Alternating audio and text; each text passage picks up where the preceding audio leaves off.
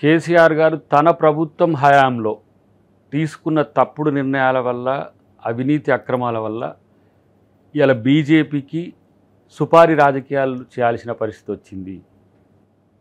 ఇలా కాంగ్రెస్ పార్టీని ఓడగొట్టడానికి ఒక అగ్రిమెంట్ మాదిరిగా ఇలా చేస్తున్న ప్రయత్నాలన్నీ కూడా గ్రౌండ్లో కనపడుతున్నాయి.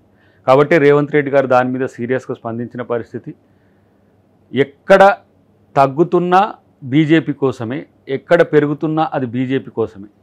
కాబట్టి ఇలా బీజేపీని వశం చేసుకోవడానికో, బీజేపీ ప్రభుత్వం తన మీద భవిష్యత్తులో కూడా ఎలాంటి వ్యతిరేకంగా నిర్ణయాలు తీసుకోకుండా ఉండడానికి, కాంగ్రెస్ పార్టీ నష్టపోవడానికి, పూర్తిగా కాంగ్రెస్ పార్టీని ఈరోజు ఏ విధంగా నష్టం చేయాలని బీజేపీ చూస్తుందో అదేవిధంగా బీఆర్ఎస్ చూస్తున్న పరిస్థితిలోనే కొన్ని నియోజకవర్గాల్లో కక్షగట్టి బీఆర్ఎస్ రాజకీయాలు చేస్తున్న పరిస్థితి మేము గమనిస్తున్నాం.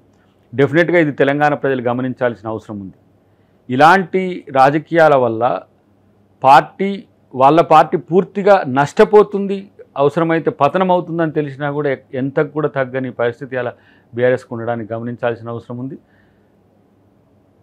రేవంత్ రెడ్డి గారు మాట్లాడిన మాటల్లో 100% దానికి వాళ్ళతోని వచ్చిన సమాచారంతోనే ఇలా ఇవ్వడం జరిగింది. కాబట్టి దీన్ని ప్రజలు గమనించాలని విజ్ఞప్తి. తెలంగాణ రాజకీయాల్లో బీజేపీ కోసం బీఆర్ఎస్ పనిచేయడం, వాళ్ళు ఒక పార్టీకి ఇంకో పార్టీ వేరు కానే కాదు.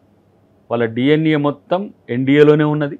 కాబట్టి బీఆర్ఎస్ బీజేపీ ఇలా చేస్తున్న ఈ అపవిత్ర రాజకీయాలను ప్రజలు వ్యతిరేకించాలని, కాంగ్రెస్ పార్టీ గురించి ఆలోచించాలని చెప్పి నేను విజ్ఞప్తి చేస్తాను.